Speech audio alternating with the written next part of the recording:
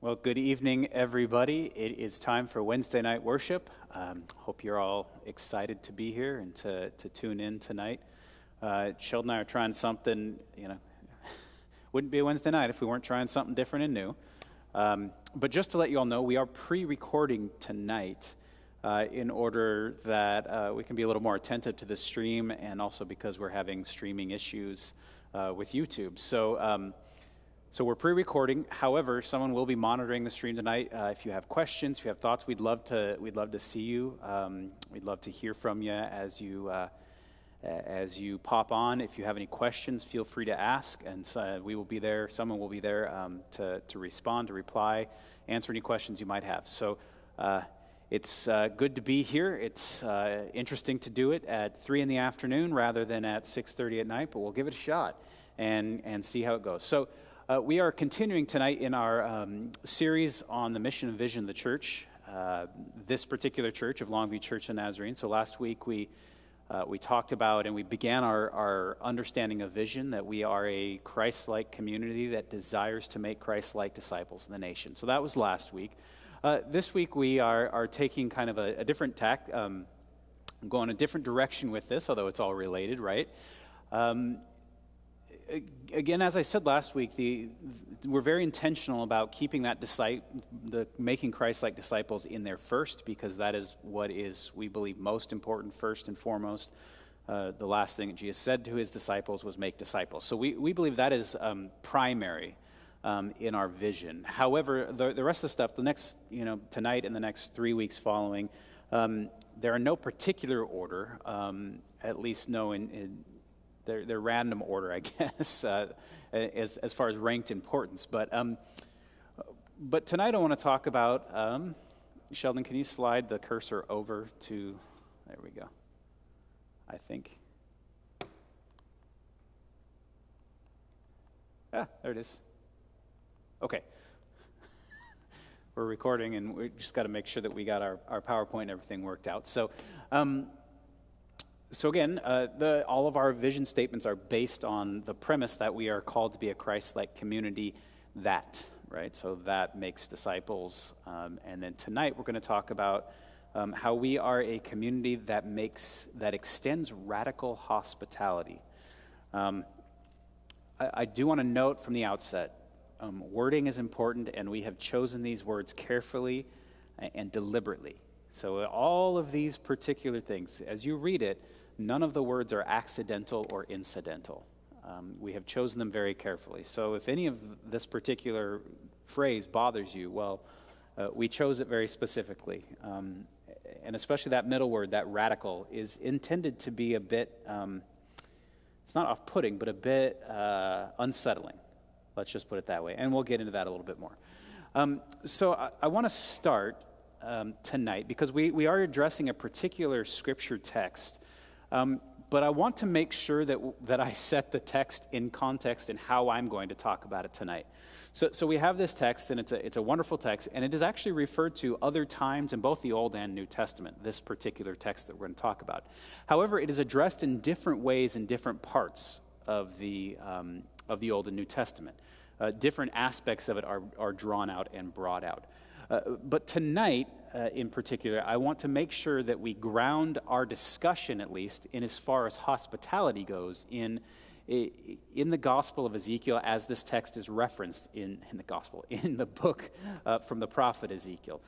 So I want to read that first, just again to ground us and to let you all know where I am coming from as we are dealing with this particular text, because the text I'm using tonight may not immediately be obvious as to why I would be using it for hospitality, okay?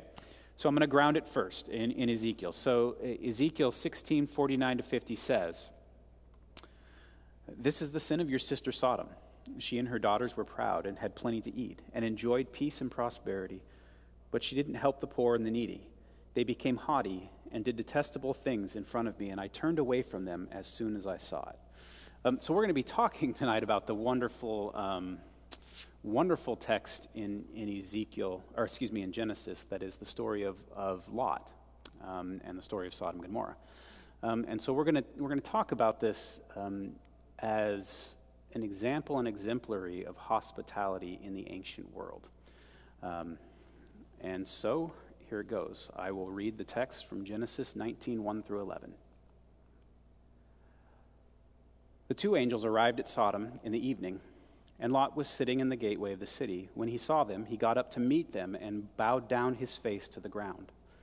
"My lords," he said, "please turn aside to your servant's house. You can wash your feet and spend the night and then go on your way early in the morning." "No," they answered, "we will spend the night in the square." But he insisted so strongly that they did go with him and entered his house. He prepared a meal for them, baking bread without yeast, and they ate.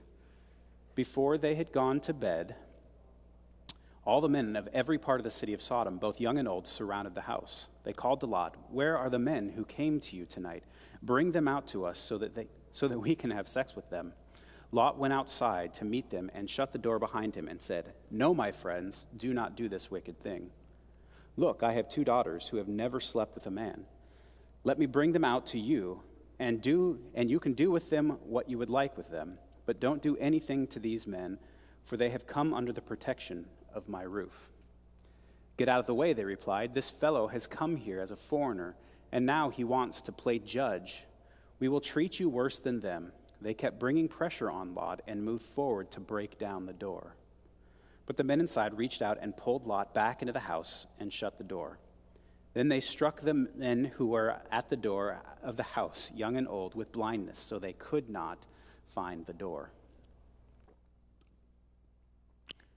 All right, so as we move into this text, again, it may not be obvious why I've chosen this particular text to talk about hospitality. And so just a little bit of context before we delve into it. First of all, if you recall that the story of Genesis 18, and particularly the story that happens is Abraham is camped by the oaks of Mamre. It's a very, very particular point that the Old Testament writer points out. But he's there and he sees 3 men coming towards him, 3 angels. But we learn later on that this is the Lord. One of them or 3 of them are the Lord. We don't really know. We can't really tell. But basically, this is where God comes to Abraham and promises him that he will have a son. Now, this is after Ishmael is born, but God comes to Abraham and promises that he will have a son and that Sarah will be the mother, right? So that's kind of what's going on here. Abraham welcomes them and talks with them, gives them a meal. All this interchange takes place. They give the promise that he will be, right, the father of a son, and that Sarah will be the mother. And then as the angels leave, it's almost as if they've stopped by Abraham, and then he was kind of just on the way, and they're actually headed to Sodom and Gomorrah. So as the text tells us, that there was a great evil in Sodom and Gomorrah, and that God had gone basically to check things out. But as God is leaving Abraham's presence, basically God has this own interior dialogue of being reminded that Abraham is a covenant partner. And so God actually says, I should tell Abraham what I am up to, because Abraham is my covenant partner.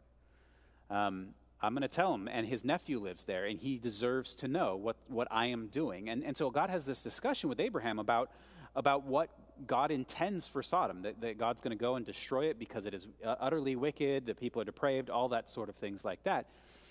And as we get into it, we see, I don't want to get too far into this, but how important that covenant relationship between God and Abraham is, right? Abraham is brought into the discussion, brought into sort of the decision-making of Almighty God, which is fascinating. That God, it's not just God saying, you're my covenant partner, you'll do what I say, and I'll give you rewards. It's God actually having kind of this covenant relationship and response and call to Abraham, so that God brings in Abraham on God's plans. And what ultimately happens is Abraham is sort of shocked that God would destroy Sodom and Gomorrah. And so Abraham says, wait, are you going to kill the righteous along with the wicked?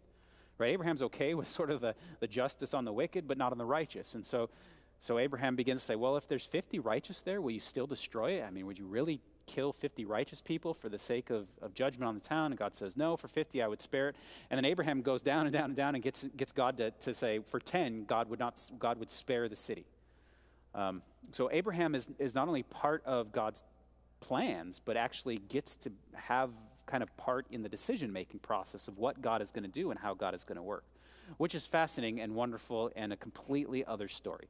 So, but that's the context. So after Abraham and God have this sort of conversation, God says, yes, for the sake of 10, I will not destroy the city. God goes on into Sodom, right? And that is where our text picks up as God goes into Sodom in the form of these two angels, these two messengers. God goes into Sodom and kind of takes a look around to see how things are. So that's kind of where we'll start our text today. The two angels arrived at Sodom in the evening. Lot was sitting at the gateway of the city. When he saw them, he got up to meet them and bowed his face to the ground. My lords, he said, please turn aside to your servant's house so you can wash your feet, spend the night, and then go on your way early in the morning. No, they answered, we will spend the night in the square. But he insisted strongly he insisted so strongly that they did go with him and entered into his house. He prepared a meal for them, baking bread without yeast, and they ate.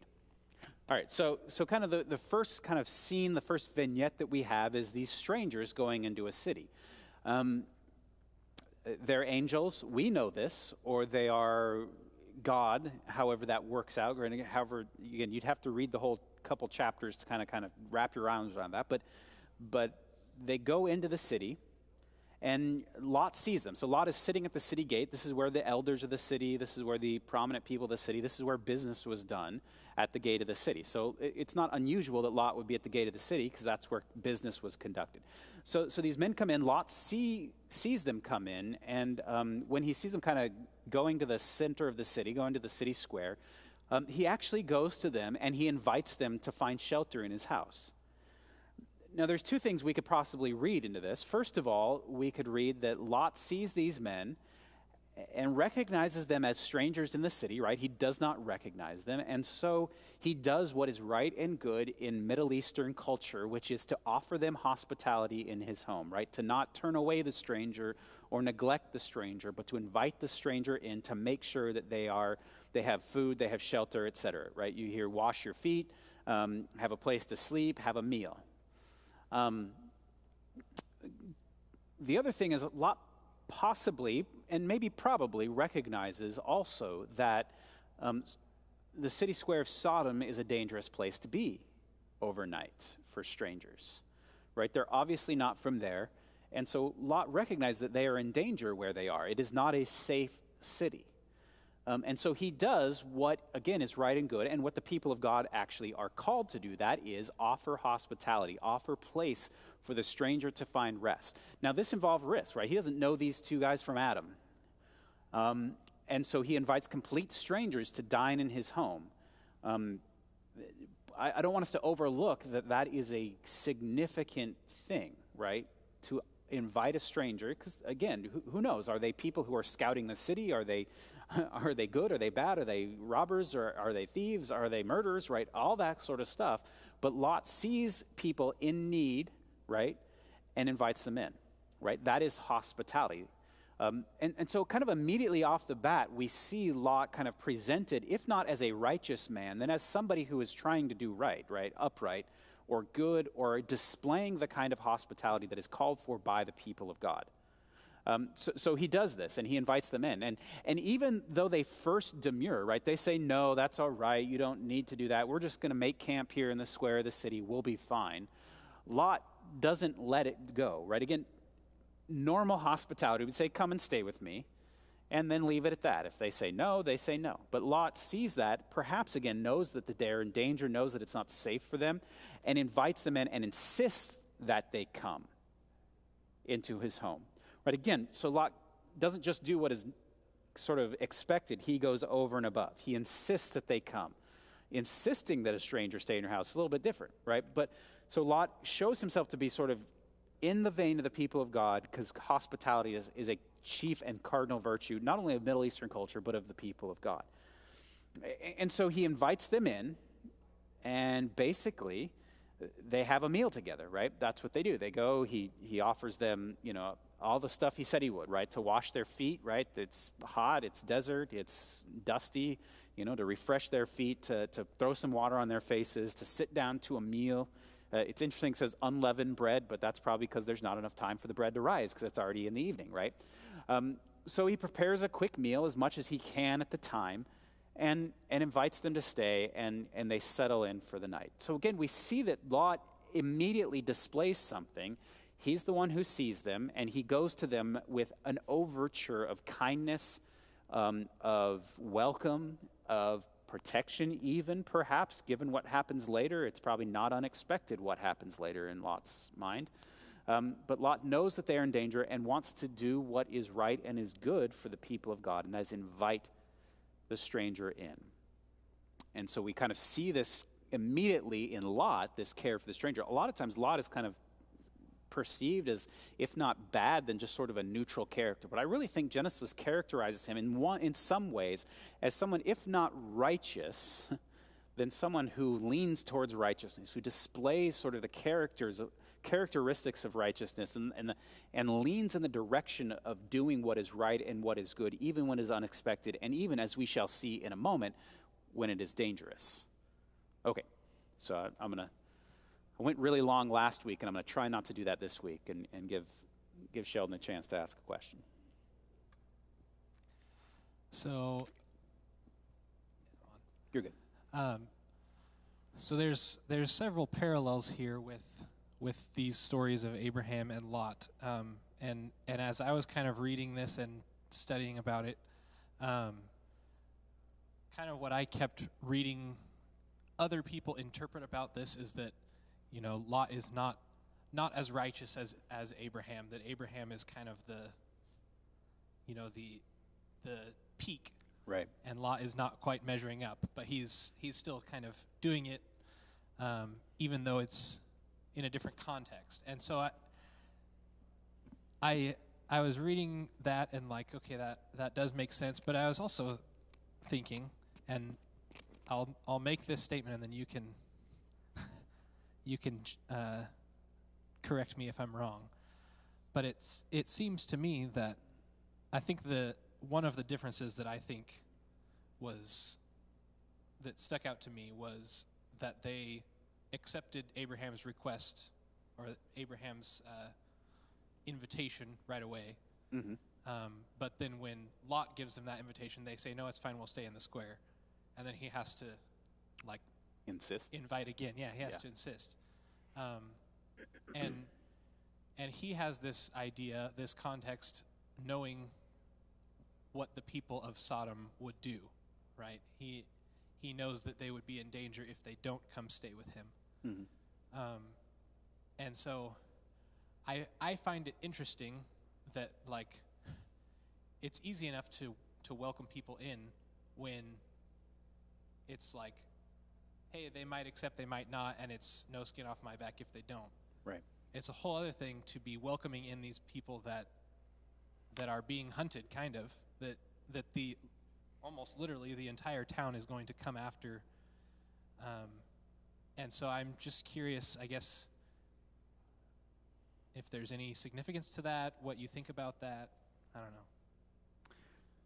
Yeah, well, part of the reason I use this text to talk about the context, which is radical hospitality, is in so many ways in this text, Lot goes out of his way and does more than we might expect, even as we'll see later, to the point of us going, ew, why, what kind of loving person would do that? But it's all for the sake of protecting these two. We have no indication that Lot knows that they're angelic or that it's God, right? From all we can tell, these are just two strangers who are in Sodom, whom Lot says who Lot insists to take under his protection, right? I wouldn't say, for those commentators say, well, it doesn't quite measure up, right? Well, he makes unleavened bread, Abraham makes a full meal and, kills the fatted calf. Well, right, they came to Abraham in the morning. There's time to make bread. There's time to kill a fatted calf and to roast the meat and to have it for dinner, right? You can do, ossobuco takes 6 hours to make. If you come in the morning, you can do that. If you come in the evening, as it was here, right, 5, 6 at night, whatever. You can't do all that stuff. You don't have the bread to make leaven, so you make unleavened bread. You throw together whatever you have at the time, right? I think that we tend to, just because of the context of all of this, because, well, why would Lot be in that city? We tend to look down on Lot, but the fact that he was brought out of Sodom shows that there was something unique about him vis-a-vis the rest, right? And so for me, I look at this and say, I want to say Lot was righteous in how he acted, because everything he did from beginning to end, at least as I read it, is for the protection of these two men, right? It is his responsibility as a person, and I will say as a person of God, that term doesn't exist at this particular point, right? There's no Israel yet. But as someone who's at least has familial relationship through Abraham to God, right? He shows the virtues of righteousness in protecting the stranger and protecting the vulnerable, right? From his perspective, these are two men in the midst of a large city, right? They are the definition of vulnerable. They aren't from around here. They don't know the customs. They don't know the depravity or whatever might be around, right? They don't speak the cultural language, right? And so Lot goes out of his way, and as you said, not just offering a place to stay, but insisting, right? No, really, you should come inside, right? That's not insignificant. To me, again, as we read about, if we read about Lot in sort of the context of everything he does is for the benefit and protection of these two men, we see that he is a righteous person, at least in that respect, as we come to hospitality. So going back to the Ezekiel text, right? In the context of that, Ezekiel points out Sodom was bad because they took advantage of those who were disadvantaged, right? Those who were vulnerable. Sodom did that. Throughout this text, we see that. Lot chooses to do the opposite, right? Not to take advantage of them or to leave them to their fate, right? But to actually go out of his way and put himself, and as we'll see, his family in danger for their sake. That seems to be righteousness at work. Again, how he goes about it, a little suspect, but we'll get into that. All right, so we'll move on in the text here. Before they had gone to bed, the men from every part of the city of Sodom, both young and old, surrounded the house. They called to Lot, "Where are the men who came to you tonight? Bring them out to us so that we can have sex with them." Lot went outside to meet them and shut the door behind him and said, "No, my friends, do not do this wicked thing. Look, I have 2 daughters who have never slept with a man. Let me bring them out to you, and you can do what you like with them. But don't do anything to these men, for they have come under the protection of my roof." All right, so I label this indecent proposals. So again, as they're preparing for bed, remember, Lot has brought them in, he has fed them, he has taken care of them, he's given them everything that they need at that particular point. But it says the men of the whole city, so young and old, everyone from the city. Like, remember, Abraham has bargained for the fate of this city for the sake of 10 righteous. Abraham has said, God, if there's 10 righteous, you please don't destroy the city. And God agrees to that. So it's not incidental that we read that the entire city came out. Okay? Both young and old, right? Are there 10 righteous? Well, the entire city came out. I mean, the language used is sort of descriptive, saying that everyone but Lot and his family were there trying to do this for these men, right? So the men of the city, they gather at Lot's door. They know where they've been watching where these men went. They've been watching the house, and they go and they want to have sex with the men. Again, most of our discussions about the story here tends to focus on the sex part, right? That's where, for some reason, we always fixate on that particular part. I would venture to say that here, this is not about sex as much as it's about violence. It's not about sex as much as it's about taking advantage of the vulnerable. It's not about sex as much as it is dehumanizing another, making another person an object. In this case, an object for pleasure, but an object nonetheless. It's not an act. These aren't sexual acts. These are acts of violence. So I tend to want to, and I think Ezekiel points us to, right? To not focus so much on the fact that the men wanted to have sex with other men. I don't think that's the point. That's not the wickedness at work here. The wickedness at work here is that these men want to take advantage of other men. They want to rape them, which is wrong always, right? It is an act of violence. It is an act of domination. It is an act of taking advantage of the vulnerable, the weak. The entire city versus two men is not even odds, right? And so it is dehumanizing, it is depersonalizing, and that, to me, is what this is about. This is about the lack of hospitality, lack of care, lack of concern, or the acts of violence that are committed or that are proposed against these two men, right? It is sex by force, which is always wrong, an act of violence. And so that is the proposal that these men have, right? It's exploitation. It is a problem. It is wicked, no doubt, what they are doing, what they are proposing. It would be wicked if it were females who were there too, by the way, right? Let's just be clear on that. The wickedness here is the sex by force, is the violence, is the forcing and depersonalizing and using another as an object rather than as a subject, so to speak, not treating them as human. So that is the context from which we're coming from. So let's contrast this for a moment. Lot sees these men, sees them as worthy, right? They are humans who have come into the midst. They are worthy of care. They are worthy of being fed. They are worthy of protection. And so that is what Lot has displayed towards them, right? He has seen them as persons and treated them as such. Whereas the men of Sodom saw these two as objects and treated them as such, right?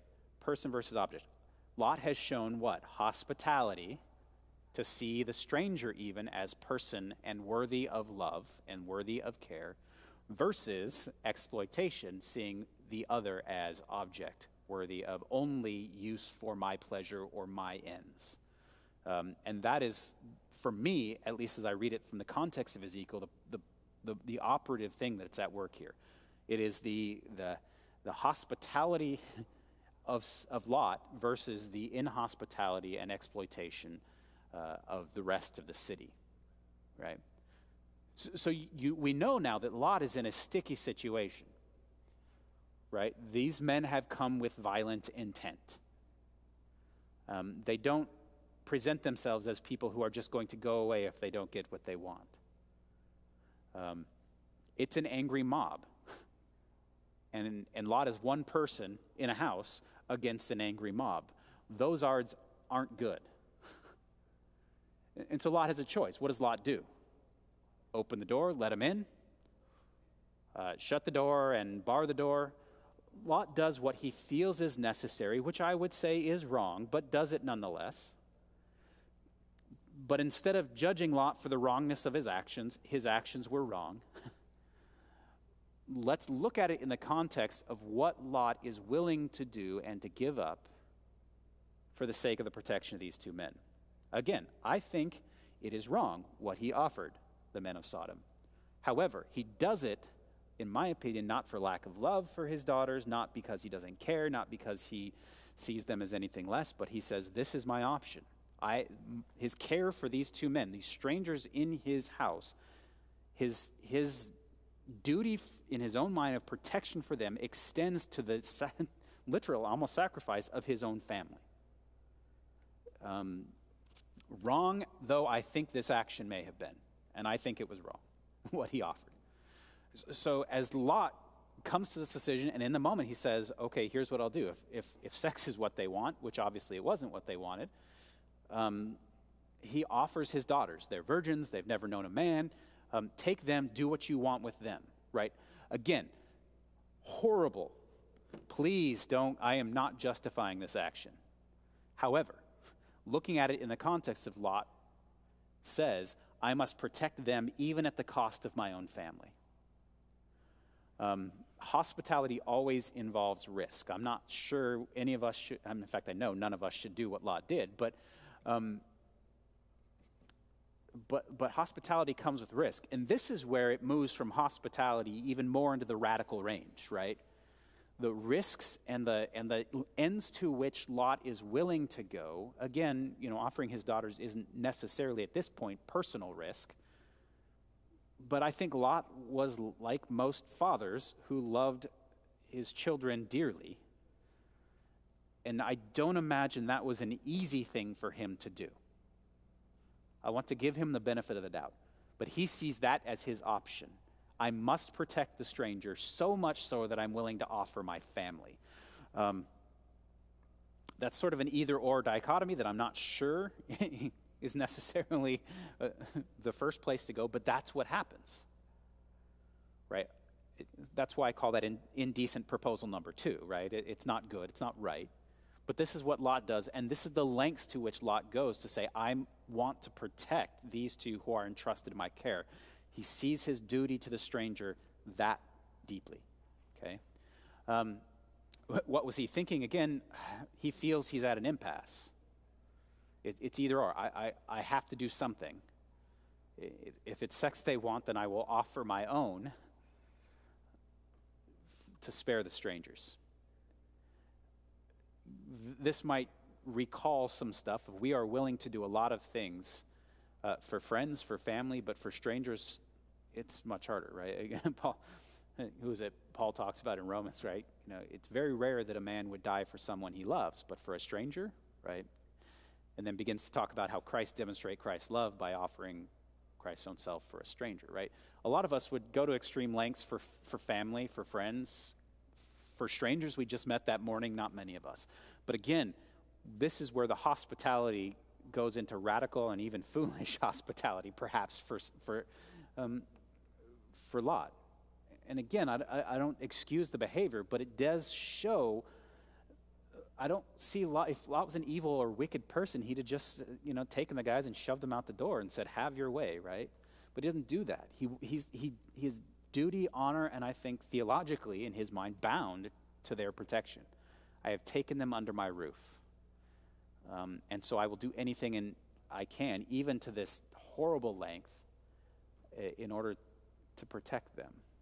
I'm glad that the men don't take him up on the offer. I, for one, am glad that doesn't happen. But that's what it is. He takes his responsibility for hospitality that seriously. And that's in verse 8, that's the last line, right? But don't do anything to these men, for they have come under the protection of my roof. Of course, as a dad, I would say that protection ought to extend to your children. But again, we see the lengths that he feels he has to go to protect even the stranger whom he has vowed protection to.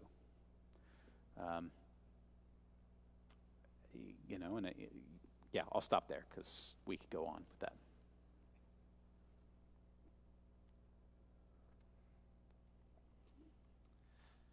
So I don't have a whole lot to add,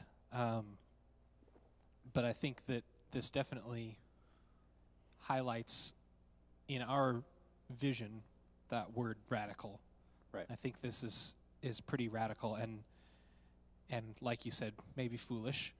But I can't help but think about how radical it is that Christ showed his love for us by literally dying for us. Those of us who will never meet the human Jesus that walked the earth, that as radical as it is, he gave his life for all of us, and that sacrifice, and I don't think that is exactly paralleled here with Lot, but I think that radical nature of it is what Lot is at least kind of striving for. He knows that God calls us to be welcoming to the poor, the wounded, the broken, the powerless, and I think that he is recognizing that and doing his best to exemplify that. But I also, my mind is also, and you said something I can't remember what it is now, but it made me think to another parallel with Abraham, that comes a few chapters after this with Abraham and Isaac, that Abraham is kind of doing his duty because he loves God, and he knows that he is a follower of God, that he needs to obey God to the point where he is ready to sacrifice his son. And I don't know. Again, I say this, and then you can tell me if it's a foolish comparison to make. But in a sense, this is what Lot is doing as well, is willing to sacrifice his daughter. I don't know. Yeah, there's that kind of language there. There's some interesting, and this might be a complete rabbit trail, so I won't spend much time here. But there's some interesting stuff in just work done on the sacrifice of Isaac. One of the interpretations of that is the sacrifice, that sort of whole vignette, that show is actually what, for the people of God, puts an end to child sacrifice or speaks against child sacrifice. So it's almost like this set piece where God sets it up so that in the end God can say, no, I don't demand your children anymore. But I don't demand, anymore. I never demanded your children, right? Because in the culture around these folks, it was common in some of the religions to offer up children, right? You hear a lot about Moloch in the Old Testament, and that's what it is. That Moloch, there would be a statue with hands like this, and they'd build fire, and they'd put their kid, in that, and they'd offer up their children to Moloch, right? Something costly to them so that they would get the benefit of good harvest, usually is kind of the ideas there. Or fertility is another one. And so sort of the Abraham-Isaac thing is sort of definitive of God saying, no, I do not require this of you. I will provide the sacrifices, right? There's something else. There's a substitution. But not even that, but that God's just saying, I don't require this. This in the stream of sort of monotheism, or in the stream of worship of the development of the people of God, this is where God very early on says, no, I don't demand this of you. These other gods might, but I don't, and I won't demand this of you. So going back to Lot, Lot may have felt that's kind of his only choice, and I think that that shows the narrowness of what he thought his options were. There's always I think there's a third way of saying, no, you don't get anything, right? But Lot's trying to be a diplomat, right? He's trying to offer them something to satiate them so that they won't knock down the door and kill them all anyway. So this is what Lot sees. Now, that he offers his daughters, that's the sort of, he doesn't offer himself, he offers his kids. Again, wrong-headed, wrong way of thinking, but he does it. But he does it for the sake of these two. And I would also venture to say that God provides a way out so that he doesn't have to. So that right, there's some way in which God says, no, that's not what I want you to do to protect these two. Right? God's not willing to let that happen to be protected. As we see later, these two can protect themselves, right? They are not without help. But again, Lot doesn't know that at this point, right? So Lot, what do I do? And he sees this, again, wrongly. Many of us make very wrong decisions when the pressure's on because we see it as our only options. But he is trying to do what is good by these two men by offering something that is dear to him, right? He offers something that is, quote unquote, his, right? His children, to protect these independent people, right? These people who aren't his. His obligation to them, as he sees it, is protection. And so he's going to offer even what is his in order to affect that for the sake of the other. And that's where the radical nature of this comes in. Yeah. So I know that's not always a sufficient answer for people in this, but I think we see that God's kind of always in the midst of all this saying, no, that's not what I want. What are you talking about? I don't want your daughters. I don't want you to offer your daughters for my sake. But that's, again, what's going on. So the men of Sodom don't take Lot's daughters, which is good. I'm glad to hear that. But what does happen is this. They say, get out of the way, they replied. This fellow has come here as a foreigner, and now he wants to play the judge. We'll treat you worse than them, and that's saying something. And they kept bringing pressure on Lot and moved forward to break down the door. But when the men inside reached out and pulled Lot back inside the house and shut the door, then they struck the men who were at the door of the house, young and old, with blindness so that they could not find the door.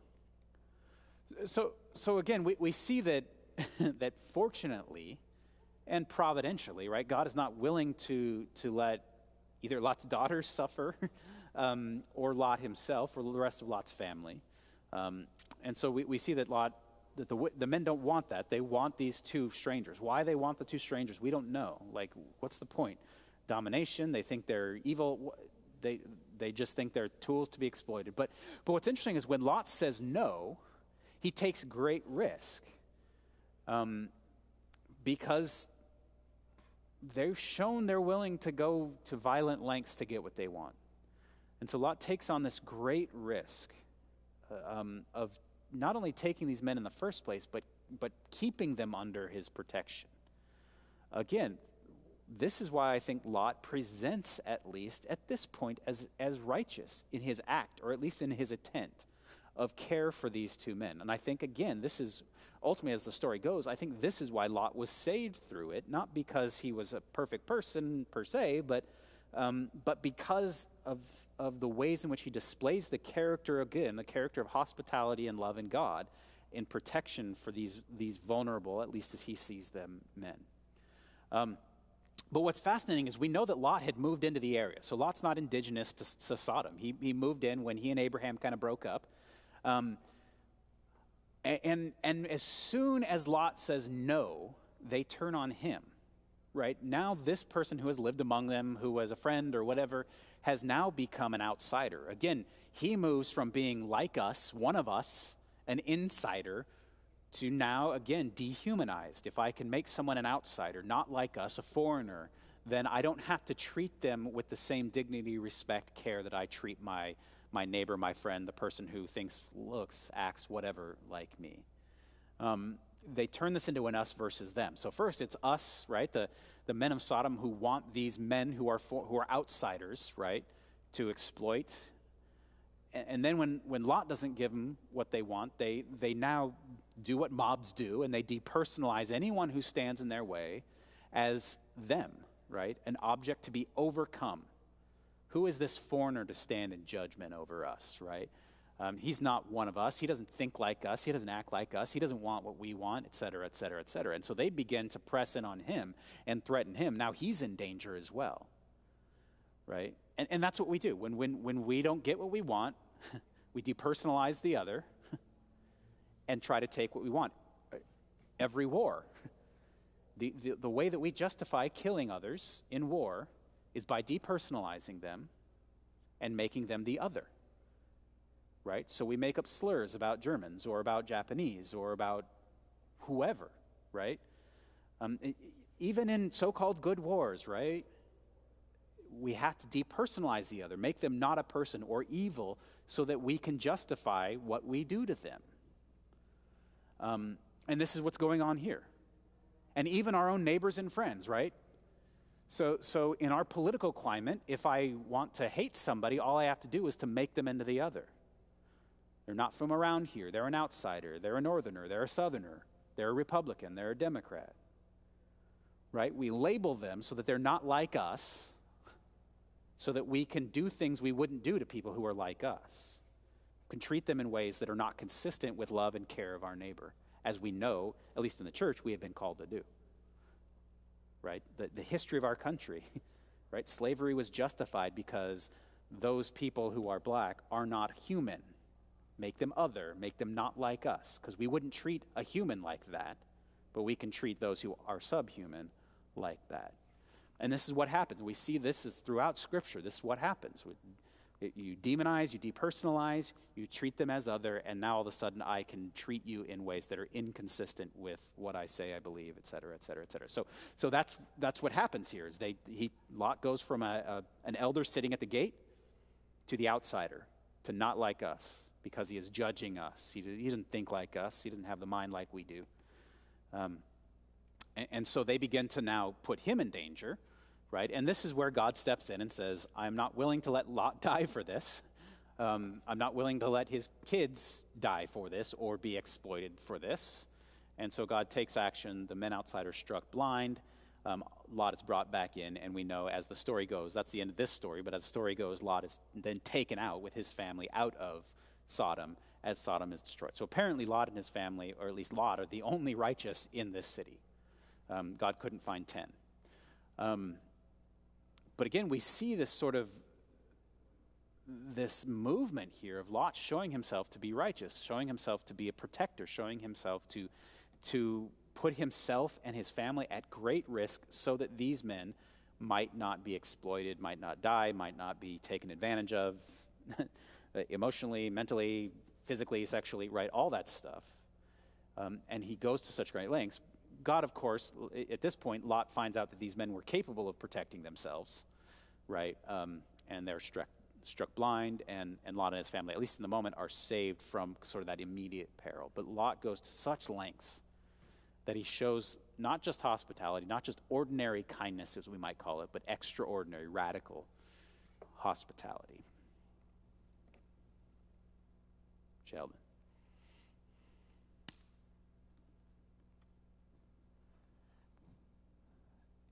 Yeah, there's a lot of good stuff in here, so I'm trying to think even what to say. I guess not necessarily a lot of good stuff. A lot of important stuff to notice amidst the bad stuff. But the thing that I keep coming back to is like you were saying about Sodom, and the Sodomites are seeking out the outsiders to further perpetrate their outsiderness.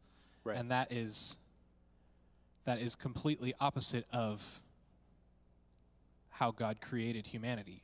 Right. He created, I guess, not even just humanity, but all of God's creation is created to be in unity. Right. And God, as we see, God despises things that go against that unity, that further perpetrate that division. And I think we see when he comes and talks to Abraham that he has noticed that that is what they are doing. They are seeking out the foreigners and abusing them. And yet he still gives them kind of this one more chance that proves to be not any different than the others. Yeah, it doesn't go well. Yeah. Not for Sodom anyway. Yeah. And so, man, it's just hard. It's hard for me to get past that, past the idea that, and I say this dwelling on, or I guess thinking about how I unknowingly or maybe knowingly perpetrate division as well, just even in small things. And I think that it's not, we should read this as not saying we need to view everyone exactly the same, right? We all have uniqueness. We have all been made differently, purposefully. And so it's not to disregard what makes us unique, what makes us different. But the fact that the Sodomites are not just recognizing that these foreigners have come in, but they are seeking them out to cause harm. Right. That is, in my mind, what is the true wickedness there. Mm-hmm. And so, but at the same time, I think God is looking for us to be more like Lot, rather than just recognizing the foreigners and saying, oh yeah, like I love them and they're children of God and yada yada yada, and then not doing anything about it. That is not what we're called to do. We're not called to just recognize and do nothing, but we are called to be like Lot, who extends this radical hospitality, right? The extension part of it is the hospitality in action. I'm getting getting stirrings of what you've been preaching on Sunday mornings, and will this week as well. Mm-hmm. That we are not just called to be, right, but we are called to be love in action and to do. And so that I'm rambling, but all of that to recognize, I am recognizing more and more in this story the extension of the radical hospitality, that it's not just like I could offer this hospitality, or these people look like they might be in need, and that's great for them, and I will support them, but like actually going out and doing that. Yeah, there's an amount of out of the way hospitality. Like he goes out of his way to offer hospitality, and beyond what we would consider normal, to ensure the safety of those who are in his care. And he doesn't know their religious affiliation. He doesn't, he may not know where they're from, right? They recognize them as foreigners, outsiders, but cities were relatively small. You knew everybody, right? So a stranger was known. I mean, like, you knew someone who was a stranger. And I think, as you say, that the wicked people sought them out to exploit them, right? I'm going to say this. So I read a book last week about the gold rush in the Klondike, right? And I've read multiple books. This one was a shorter work that was by a guy who did a larger work about that. And the story that he told in this story and the other one that I read, and it's fiction, but basically the people who made money in the Klondike were not those who were mining for gold. They were those who were selling to them, who were in many cases exploiting them. Right, so it wasn't just that, like in the Klondike, that it's like, well, we'll offer a fee for a service for a reasonable fee. It was we will recognize that these people are coming, to Alaska, to the, let's say, to the Chilkoot Pass, right? They had to have a year of supplies before they were allowed to go up the pass, right? So now they're captive, and so people can jack up the prices and exploit them. Or when they get to Dawson City, right, they need to claim, and well, this guy's obviously new around here, so let's take advantage of him. Let's sell him a bum claim, or let's sell him this, or let's sell him that, or let's tell him he needs, I don't know, a thing that goes beep, right? When he really doesn't need a thing. But recognizing the outsider and then taking advantage of that. But sometimes that's what we do, right? We recognize they're not from around here. And so that's the exact opposite of hospitality. But what we're supposed to do is we're supposed to recognize they're not from around here. How can I help them? Not to not be taken advantage of, but to offer them protection from those who would take advantage of them, exploit them. Human trafficking is a great example of how we ought to be involved in this. How can we go to lengths to make sure not only that we protect our kids, that's important, but that we actively work against the exploitation of others who are vulnerable. Some of our older folks, there's so many Social Security and Medicare and all these things scams. How are we actively working to make sure that they aren't taken advantage of because of their age or because of their need, right? It's not ignorance, or it's not stupidity, it's not that they just don't know any better. It's just that there's so much out there, and there's so many things that people have to keep track of, that when you get a call from someone who says they represent the SSA, you want to, right? So how do we actively work and not just sort of take passive stance and be like, well, they should know better, but actively say, okay, how can we work to inform, to help, to protect, to remind, right? Those of us who grew up with computers know that if you get an email, you click on who it's from, and if you don't recognize that address, right? If it says from Amazon, but it doesn't come from Amazon, it's not legit. But if you didn't grow up around computers, you don't know that, right? That's just second nature to some of us, but it's not. So how do we go out of our ways to make sure that people aren't exploited? Not just to say, well, whoops. But again, this includes people who are not like us. I'm going to move on to my next one because this is the point I want to make. My clicker's not working. Will you click me to the next slide?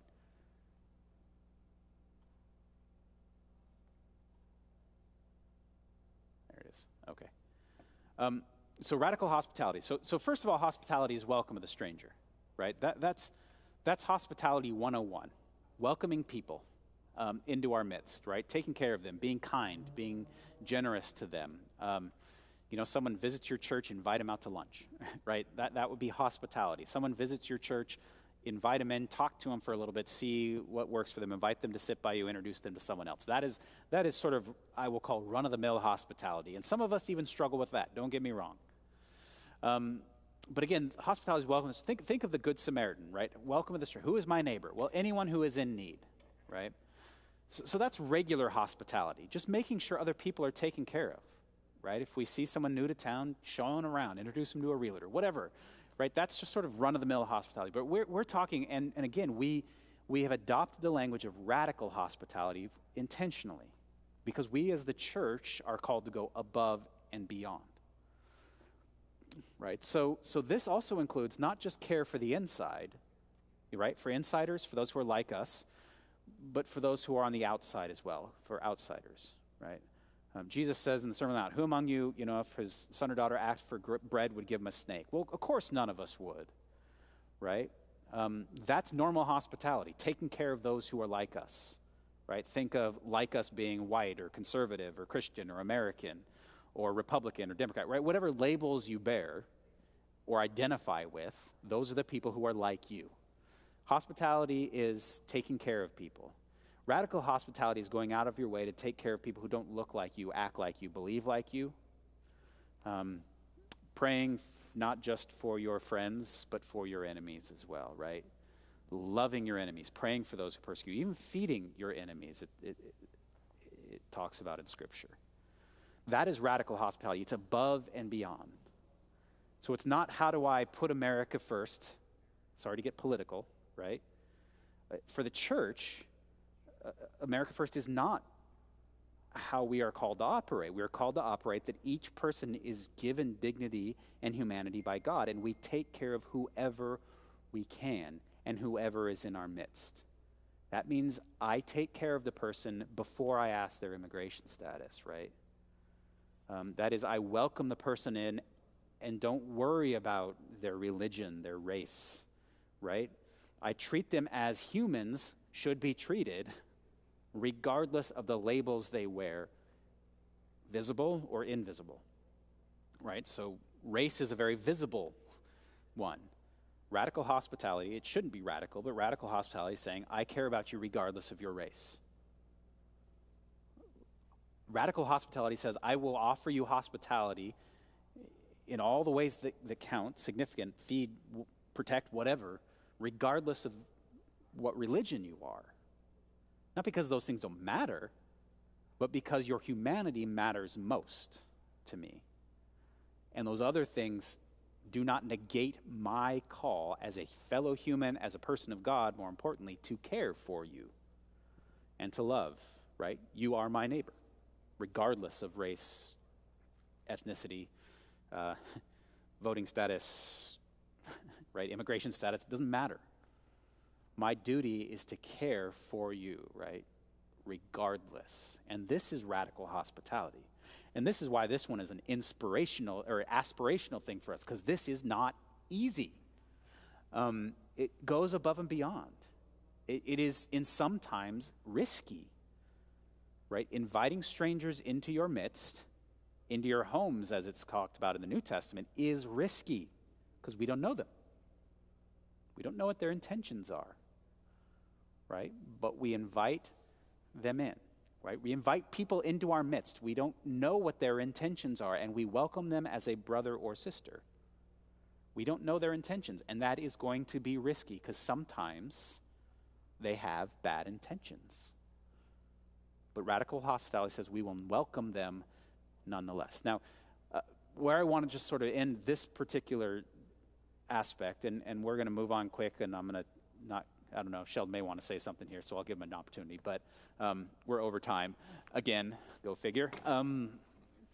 Is In the first century, the first century church, the early church, were known for this kind of hospitality, right? There's a famous letter that Pliny the Elder sent to the Emperor Trajan. No, that's not the one I'm thinking of. It's a letter that the emperor was sending to his chief priests, and the pagan priests. And he was talking to them about the sect of Christians. And he was telling them about all the things that the Christians did, right? They fed people regardless of their religion, right? They welcomed and took care of widows and of orphans regardless, right? They offered compassion to any and to all. They took care of the sick. They provided burial services for those who weren't part of a burial guild, and that was an important thing, right? To be buried properly was important, and you had to have money and be a part of these things, right? And so they took care of people regardless of their social, economic status. And at the root of it, the emperor tells his priests, be more like them, because they're converting all of our people. And it's just mind-blowing, right, that the early church was so radically hospitable, at least in these ways, that the emperor knew about it and commanded his priests to do the same, to look like them so that they, by their love, could win converts. Now, that wasn't the purpose of the early church doing it. They did it because they were called to love. But the result was people said, see how they love, and wanted to be, I mean, who doesn't want to be a part of that kind of radical love, that radical hospitality? If you're especially on the recipient end of that, I didn't deserve it, but I got it. I'd like to know a little bit more about this community of which I'm part of. Why do you do this? Well, Jesus. But that's how we're called to live, in those ways of offering this kind of hospitality towards others, so that people look and say, see how they love. The church, rightly or wrongly, is not known as a loving place right now in our culture, right? I think we could go very far to changing that perception, at least on an individual level, as we offer this radical hospitality. Doesn't mean we don't preach the gospel, doesn't mean we don't talk about what we believe, but it means that we bring people in and offer them love, kindness, and compassion regardless of whether they agree with us or not, right? Love your enemies. Pray for those who persecute you. That is radical hospitality in my book. Sheldon, question? Just one quick thing to add. Okay. That kind of right along with what you just said with see how they love. That we do this, we extend radical hospitality. We love without reservation, not in order that they might become Christians, in order that they might come to our church. Right. It has nothing to do with the end goal. It's because that is what it means to be a follower of God, is to do this. And so it's something that we don't invite someone over for dinner and hope that by what we say, by what we do, that they become a Christian. Mm-hmm. That would be great. But that is not why we do what we do. That is not why we love how we love. That is not why we extend radical hospitality. Right. And I want to say it's Carey Nieuwhof I can't remember the exact quote, but basically along the lines that the world looks a lot more Christian sometimes than Christians do. The world is oftentimes more accepting and more hospitable to those in need more than Christians, because Christians can be so in your face about wanting to convert. Right. and the world doesn't need more people who are can't think of the word, who say one thing and then do something different. Yeah. Right? Say that we are extending radical hospitality, but then don't actually do it. Right. And the world doesn't always get that right either. That's not what I'm saying. But as Christians, we are called to provide an alternative to what the world is offering. And I think that extending radical hospitality is a large part of that. Radical hospitality without reservation, without ulterior motive. Yeah, without ulterior motive is hard. Because we rightly want people to know Jesus. That's a good thing. It's a good thing to want that for people. It's a good thing to talk to people about that. It's not a good thing to use another form as a bait to get people to con's the wrong word, but to use people for that end, right? We treat people with love, kindness, compassion because people are worthy of love, kindness, compassion. And we tell people about Jesus because people need love, kindness, compassion, and Jesus has it. But oftentimes the perception is, you invited me here to tell me about Jesus, and if I don't buy what you're selling, you're not going to include me any further. And that's, I think, where we sometimes get it wrong. If you don't accept what I have to offer, right? If you don't accept when I talk to you about Jesus Christ, you're no longer welcome, or I'm not going to extend the kind of hospitality I was, right? We don't extend hospitality for the purpose of making them believe. We extend hospitality because we have been loved and we are called to love.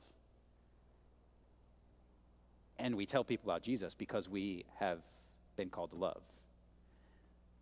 But we also continue in relationship regardless, right? The gospel is not like Amway, where if they turn it down, we move on. The gospel is the gospel of Jesus Christ, which compels us to love regardless. And I think, again, that is the difference between hospitality, right? I'll welcome you and I'll offer you this free dinner if you listen to my sales pitch, right? I've taken advantage of many a free dinner in order to get free dinner, and then I had to listen to a sales pitch, but, I knew that was coming. But that's not how the church ought to work. It's like, have a free dinner. And we talk about Jesus because Jesus is important to us, but have a free dinner and come tomorrow, and you can have a free dinner tomorrow too, right? And you don't have to quote unquote buy it. Even if you don't buy it, that makes us sad, but if you buy it, you're still welcome to come eat with us. And we value you as your personhood rather than as your decision. The decision's important, but the value of the person does not lie in the decision. I'm getting a little too technical with that, so I'm gonna end with these questions. Sheldon, if you can go to the next slide. I don't know if I lost my battery in my clicker or what, but so the next slide is just going to be a couple questions I'd like you to ask maybe yourself in all of this. There you go. First of all, how would you define hospitality? I intentionally didn't define it real strictly, but how would you define hospitality? What would make hospitality under your definition radical? And then begin to consider who the outsiders are in our community. So think again back to the story of Lot. He welcomed the outsider, the stranger, and took them under his protection regardless of the risk to him and his family. Who are the outsiders who are in our midst, who we either overlook or just maybe give a cursory glance to? How can we extend radical hospitalities to the outsiders in our day, in our age, in our time, and in our place? So with that and with that thought, we will move, and I'm going to throw it over to Sheldon and Kayla, who are going to be leading us in worship. And after we have a time of worship, I just want to give you this benediction. I won't come back to do the benediction, but may the God of peace himself give you love, that you might love and offer radical hospitality to your neighbors and to those in your midst. Thank you for coming, and won't you continue to worship with us today?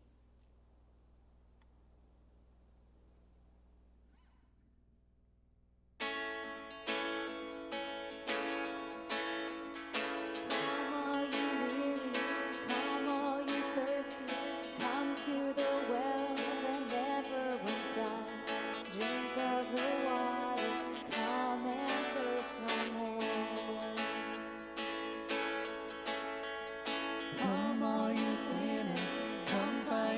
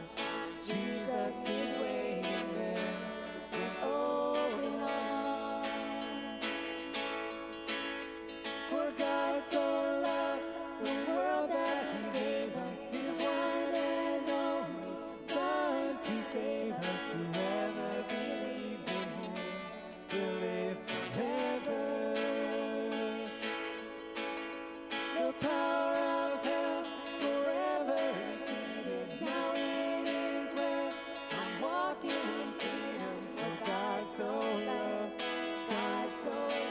the world.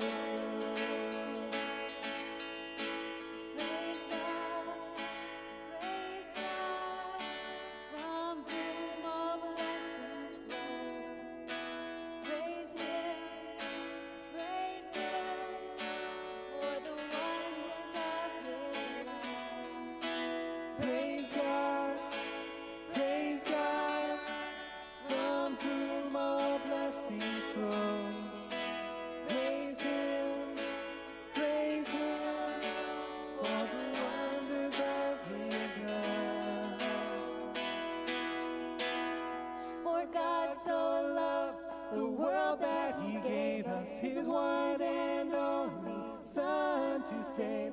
For God so loved the world that He gave us His one and only Son to save us. Whoever believes in Him will live forever. The power of hell forever defeated. Now it is where I'm walking in freedom. For God so loved the world. Bring all your failures, bring your addictions. Come lay them down at the foot of the cross. Jesus is waiting. God so loved the world.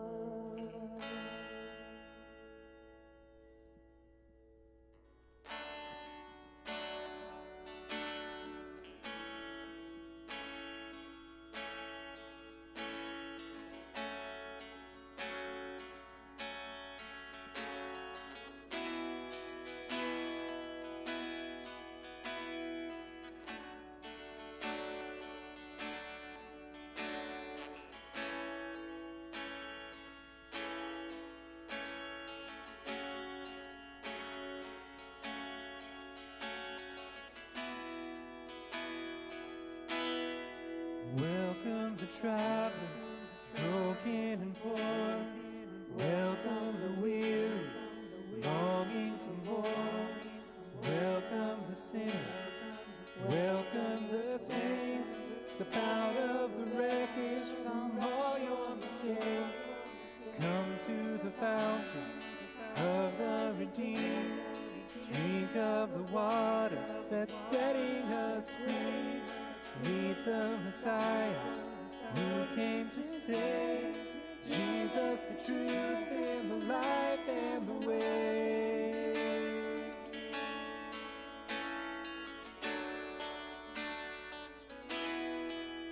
Singing, whoa, we are the people of God, redeemed and washed by the blood of the Lamb. You made some mistakes, too, I'm afraid. For that very reason, the Messiah was slain. Here on our knees, repentance is key to breaking these chains and setting us free.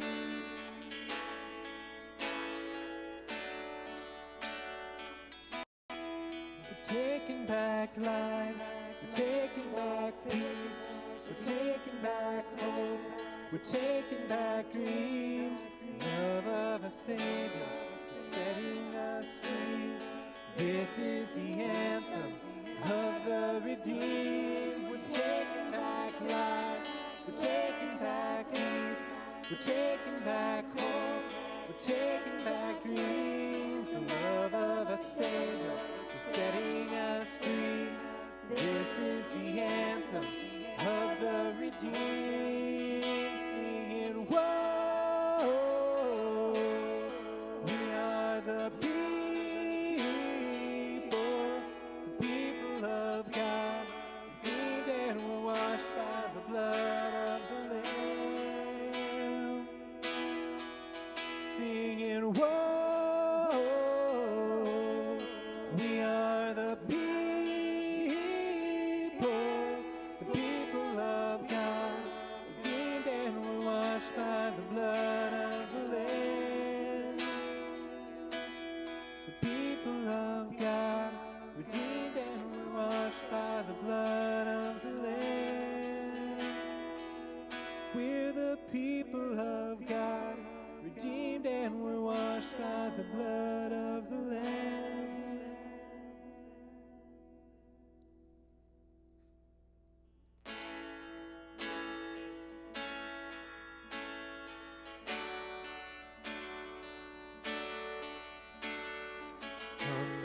sadness from wherever you've been. Come broken-hearted, let rescue begin. Come find your mercy, oh sinner, come here. Earth has no sorrow that heaven can feel.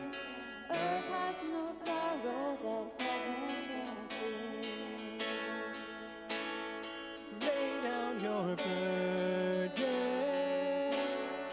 lay down your shame. All who are broken, lift up your faith. Oh, wanderer, come home. You're not too far. So lay down your head, lay down your heart, come as you are. There's hope for the hopeless and all those who stray. Come Sit at the table, come taste the grace. There's rest for the weary, rest that endures. Earth has no sorrow that heaven can cure. Lay down your burden, lay down your shame. All who are broken, lift up your faith. Oh, wanderer, come home. You're not too far. So lay down your hurt, lay down your heart, come as you are. There's joy for the morning, oh sinner, be still. Earth has no sorrow that heaven can feel. Earth has no sorrow that heaven can heal. Lay down your burden.